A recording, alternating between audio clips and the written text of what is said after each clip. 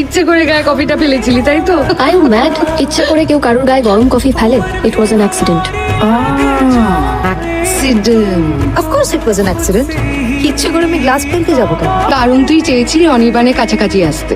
না রে, অনির্বাণদার কাছাকাছি আসার আমার কোনো শখ নেই। আর কাউকে ছোঁয়া যাবে না সেই শর্তটা তো আমিই দিয়েছিলাম, রিমেম্বার? I remember.